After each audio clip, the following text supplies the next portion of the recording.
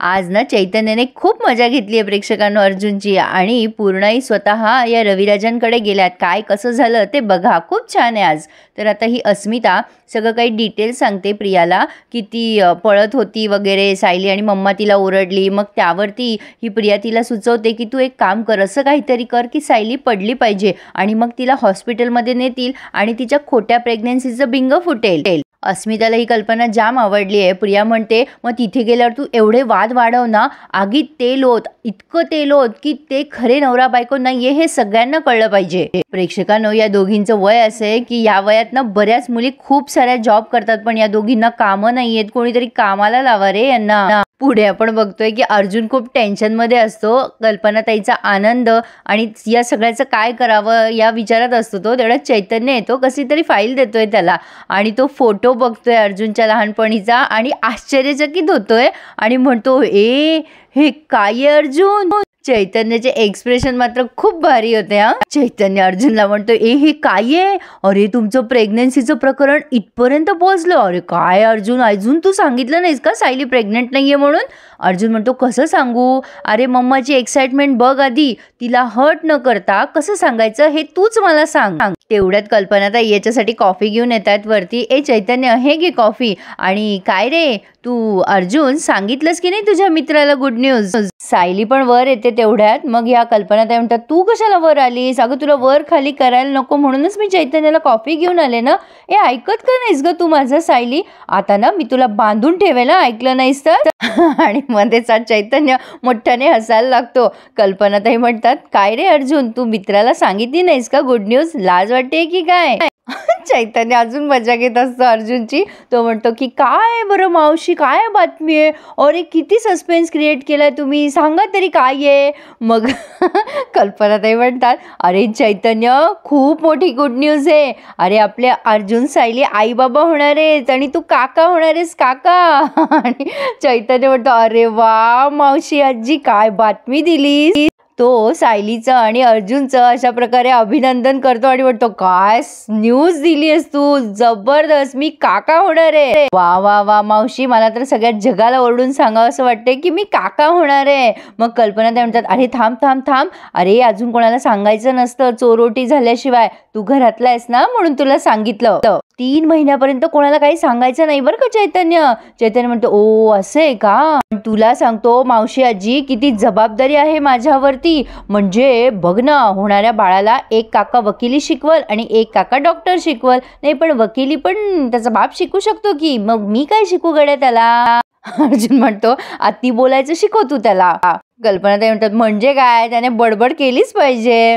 चैतन्य म्हणतो ए मावशी आजी आता पार्टी हवी आहे तुझ्याकडनं. कल्पनाताई म्हणतात अरे म्हणजे काय, एकदा का बाळाचं तोंड बघितलं ना की मी मोठी पार्टी देणार आहे आणि अख्ख्या शहराला पेढे वाटणार आहे बरं का. आणि त्या सायलीला म्हणतात हे बघ हे दोघं जण इथे काम करणार असतील तर तू माझ्या खोलीत जा आणि काहीतरी वाचत बस. आणि सायली चेहरा बघ तुझा किती सुकलाय, दगदग केलीस ना तर प्रेग्नेंट बाईच्या चेहऱ्यावर जे तेज असतं ना ते कसं येईल. आराम कर हा बाळा.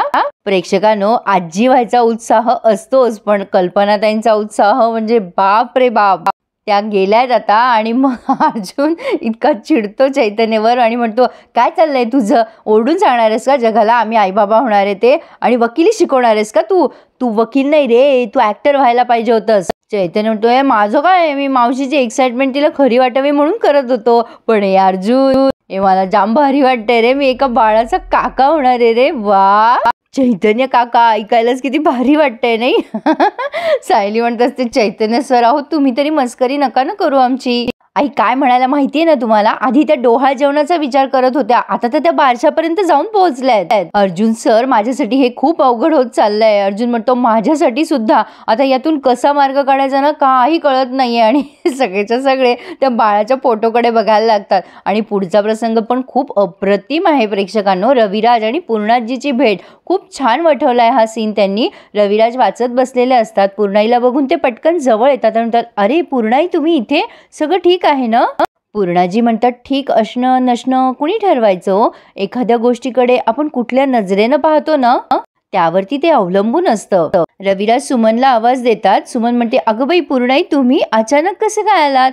पूर्णाई म्हणतात, अगं माझं घर समजून आले, चालेल ना? सुमन म्हणते, असं काय म्हणता पूर्णाई, तुमचंच घर आहे की नाही? आता हे रविराज आत बोलवतात पूर्णाईला. पूर्णाई तिथे बसल्यावर म्हणतात, मला तुम्हाला काहीतरी सांगायचंय रविराज. जे घडलंय ते चांगलं आहे की वाईट आहे, त्याचा आनंद मानू की दुःख हे कळत नाहीये मला, पण तुमच्या कानावर घालायचं माझं कर्तव्य आहे म्हणून मी इथे आली आहे. रविराज म्हणतात, पूर्णाई तुम्ही जे बोलाल ना ते सगळं ऐकून घ्यायची तयारी आहे माझी. मनाचा दगडच करून घेतलाय मी. एकाच ठिकाणी जेव्हा पुन्हा पुन्हा जखम होते ना तेव्हा तिथून रक्त येणंच थांबतं पूर्णाई. कातडी निबर होते, तसंच काहीसं झालंय म्हणा. बोला तुम्ही बोला. आता सुमन पटकन पूर्णाईला पाणी आणते. ती विचारते, पूर्णाई मी कॉफी करून आणते हं पटकन. पूर्णाई काय झालंय तुम्हाला? पूर्णाई नको म्हणतात कॉफी घ्यायला. तेव्हा सुमन त्यांच्या चेहऱ्यावरचं स्ट्रेस बघून जरा टेन्शनमध्येच येते. रविराज म्हणतात, पूर्णाई सांगा ना तुम्ही, ऐकतोय मी. मग पूर्णाई हळूच सांगतात, सायली आई होणार आहे.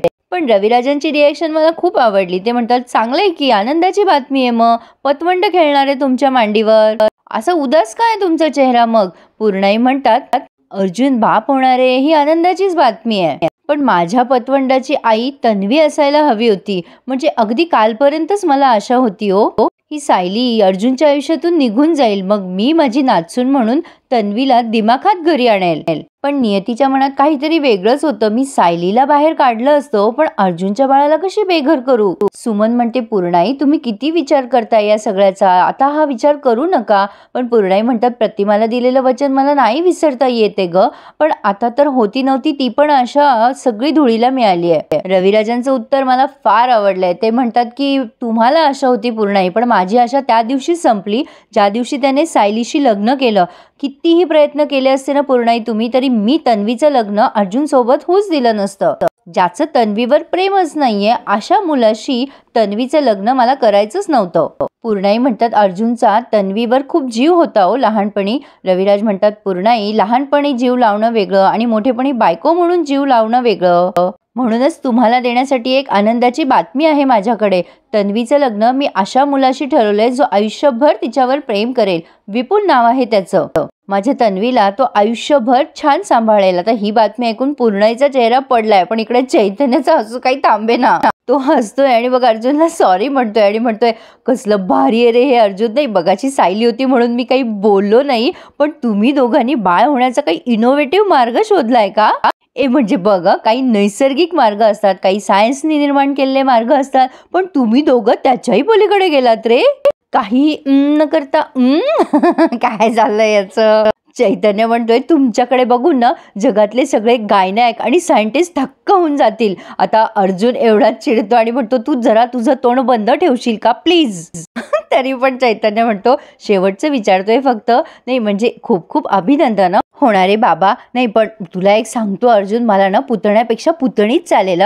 कारण या जगाला अजून एक खडूस अर्जुन सुभेदार मिळण्यापेक्षा एक गोड मिस गडबड घोटाळा मिळाली ना तर काय मजा येईल म्हणतीये.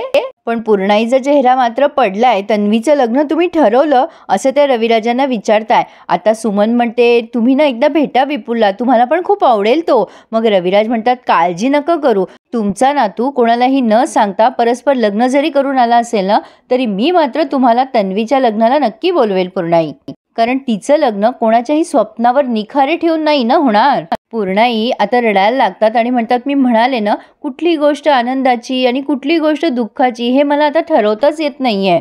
चल बाई सुमन, निघते मी आता. सुमन म्हणते, असं काय करताय पूर्णाई, जेवून जा ना, मी काजू कतली केली आज. म्हणजे मला माहितीये तुम्हाला शुगर आहे, पण तुम्हाला आवडेल, थोडीशी खा ना. पूर्णाई म्हणतात, नको बाळा, आता वय झालंय ग माझं. तन्वीच्या लग्नाची मिठाई पचवता येईल इतकी ताकद ना माझ्या शरीरात राहिलीये ना माझ्या मनात. आता हे बोलून त्या अगदी जड अंतःकरणाने निघालाय. प्रेक्षकांना मला प्रश्न पडलाय की रविराजांनी परस्पर तन्वीचं लग्न ठरवलं याचं त्यांना दुःख होतंय की तन्वीचं लग्न ठरलं याचं त्यांना दुःख होतंय. असो, हे सांगणं खूप अवघड आहे. आता त्या प्रतिमा त्याच्या फोटोकडे बघतात आणि तशाच निघून जातात. आणि ह्या प्रियाने बघितलंय वरून की पूर्णाजी येऊन गेली म्हणून. चैतन्याचा अजून चिडवणं सुरूच आहे अर्जुनला. तो म्हणत असतो, "हे अर्जुन, आपण नाव काय ठेवूया?" "नाही म्हणजे बघ, तुमच्या घरात ना फुलाची मेजॉरिटी जास्ती आहे. सायली, कुसुम, सुमन, तसं हिचं नाव आपण गुलाब वगैरे ठेवूया का चंपा ठेवूया, चमेली?" अर्जुन म्हणतो, "तुझं काय चाललंय? काही कळतंय का तुला चैतन्य? मी किती स्ट्रेसमध्ये आणि तू गंमत चालली आहे तुला ही सगळी." आता चैतन्य म्हणतो, "सॉरी होणार रे बाबा." अर्जुन म्हणतो, "अरे यार, का टॉर्चर करतोयस, का त्रास देतोयस तू? टाइमपास करायपेक्षा काहीतरी मार्ग शोध ना रे." चैतन्य हसून घेतो आणि मग म्हणतो, "थांब थांब थांब, विचार करतो मी, काय करावं बरं होणारे बाबा." आता अर्जुन म्हणतो, "चैतन्य यार, काय चाललंय तुझं?" चैतन्य म्हणतो, "सॉरी यार, अरे पण तुमच्याच बाबतीत असं का घडतं रे?" अर्जुन म्हणतो, "तुला काय सांगू बाबा, हे 7 महिने मी किती विचित्र गोष्टी फेस करतोय. आता ही गोष्ट, अरे तुला कळत नाहीये रे, काहीच कळत नाहीये. हा रिपोर्ट असा कसा आला आणि यातून आम्ही कसं बाहेर पडायचं, काहीच कळत नाहीये." दोघंच्या दोघं आता विचार करायला लागलेत की यातून बाहेर कसं पडायचं. आणि प्रेक्षकांनो, इथे त्यांनी हा रिव्ह्यू पूर्ण केलाय. आवडला ना आजचा रिव्ह्यू? मग लाईक करायला विसरू नका हं प्लीज, आणि माझे चॅनल सबस्क्राईब करायला सुद्धा. पुढे मजा येणार आहे. आता सायली म्हणत असते, "सर, सगळे या प्रेग्नन्सीमध्ये किती इन्व्हॉल्व झाले कळतंय का तुम्हाला?"